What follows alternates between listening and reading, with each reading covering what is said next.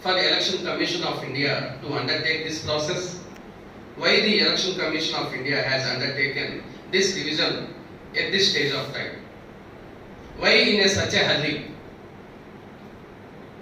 Because the elections in Bihar are going to be conducted in November 2025. The Election Commission of India has issued a notification in June 2024. June 24th this year. Okay. So within a time gap of 3 months, August 1st is the deadline. July 25th is the deadline for submission of these enumeration forms. Okay. How much time is there? June to July. Within 1.5 months, they should ascertain the information from the voter about its identity, about the genuineness, about the citizen, whether the citizen is genuine Indian citizen or not. Whether the citizen is genuine Indian citizen or not, whether he is a rightful, whether he is determined to be a voter in the electoral process or not. So this time gap is very short. Okay, the first point, the first contention of the opposition parties is very short time, and within a short time, how is it possible for the voters to submit the mandatory documents prescribed by the Election Commission? How many documents are mandatory? 11 documents. Election Commission of India stipulated 11 documents. Out of these 11, any one or more documents should be submitted by the Bihar citizen to the booth level officer. Then only his name will be there in the electoral list. If he fails to submit any one of the 11 documents as prescribed by the Election Commission, his name will be removed from the voter list. How is it possible? Most of the people, citizens in Bihar, are illiterate. As you know very well, it is a highest populated state. They are backward, and most of them don't have documentation certificates like our AP. But I will give you a few examples. Out of these 11, they have prescribed caste certificate, passport, residence certificate, so income certificate, all these things are there. But what are widely used generally prescribed identity documents? You know very well. Aadhaar. If you go, Aadhaar card is widely prescribed document. Driving license. PAN. Yeah, PAN is for IT income tax purpose. But to ascertain the identity of the voter or to verify the citizenship status, you need Aadhaar card. Yeah, ration card. Birth certificate is there in the 11 documents. So the widely prescribed, widely used documents of Aadhaar card, ration card and EPIC card.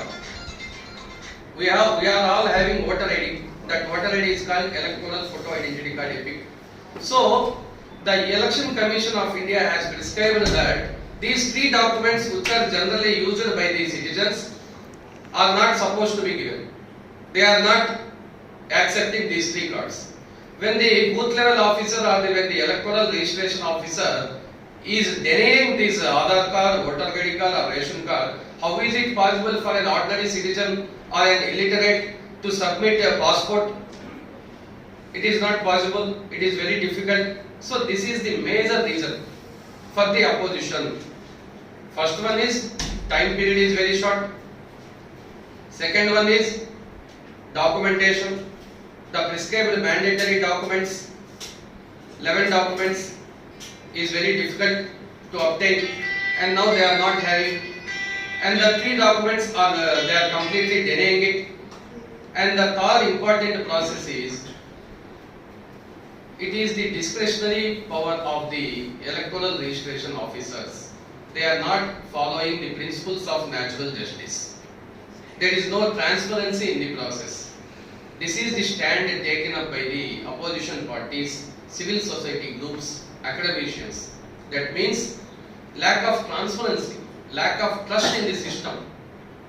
Because when you have transparency, only people will believe that your name in the voter list will be deleted, whether it is genuine or not.